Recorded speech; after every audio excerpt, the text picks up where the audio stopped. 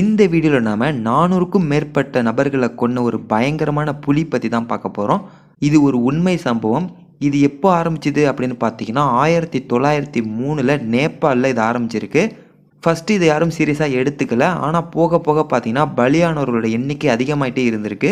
இதுக்கப்புறம் தான் கவர்மெண்ட் கொஞ்சம் உஷாராகி என்ன நடக்குது அப்படின்னு சொல்லிட்டு ஆராய்ச்சி பண்ண ஆரம்பிச்சிருக்காங்க. அப்போது தான் கிட்டத்தட்ட நிறைய பேர் இறந்துருக்காங்க அப்படிங்கிறது தெரிய வந்திருக்கு.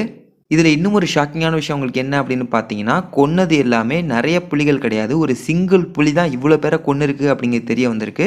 இதுக்கப்புறமும் கூட அவங்களால அந்த புலியை தடுக்க முடியலை. அது கிட்டத்தட்ட 200 பேரை கொன்னிருக்கு. இந்த 200 பேரில் ஆண்கள், பெண்கள், அப்புறம் குழந்தைகள் எல்லாருமே சேர்ந்து தான். அதுக்கப்புறம் தான் கவர்மெண்ட் ஆக்ஷன் எடுக்க ஆரம்பிச்சிருக்காங்க. நேபாள் ஆர்மியை பயன்படுத்தியிருக்காங்க. ஆனால் அவங்களோட நோக்கம் இந்த புலியை கொல்றது இல்லை, இதை விரட்டிடலாம் அப்படின்னு சொல்லிட்டு பிளான் பண்ணியிருக்காங்க. இதுக்கப்புறம் தான் அந்த புலியை விரட்ட ஆரம்பிச்சிருக்காங்க. அந்த புலியை இந்தியாவை நோக்கி விரட்டியிருக்காங்க. ஓடிப்போன இந்த புலி நேபாளுக்கும் இந்தியாவுக்கும் நடுவில் பார்டரில் இருந்திருக்கு. இங்கே போனதுக்கப்புறமும் இந்த புலி அடங்கலை. கிட்டத்தட்ட இந்தியாவில் மட்டுமே 236 பேரை இது கொன்று இருக்குது. இதுக்கப்புறம் தான் இந்திய கவர்மெண்ட் இந்த புலியை கொல்லணும் அப்படின்னு சொல்லிட்டு ஆர்டர் போட்டிருக்காங்க. இதுக்காக ஸ்பெஷலிஸ்ட்டை வர வச்சுருக்காங்க. ஆனால் இந்த புலியை யாராலையும் ஒன்றுமே செய்ய முடியல. இந்த புலியை அடுத்தது எங்கே தாக்கும் அப்படிங்கிறத கூட யாராலையுமே கெஸ் பண்ண முடியல. ஆனால் கொலைகள் மட்டும் தொடர்ந்து நடந்துக்கிட்டே இருந்திருக்கு. இதுக்கப்புறம் தான் பிரிட்டிஷ்லேருந்து ஜிம் கார்பெட் அப்படிங்கிற ஒரு வேட்டைக்காரர் வர வச்சுருக்காங்க. அவர் தான் இந்த புலியை 1907 சுட்டு கொன்னிருக்காரு. கிட்டத்தட்ட இந்த புலியை கொல்றதுக்கு 4 வருஷம் தேவைப்பட்டிருக்கு.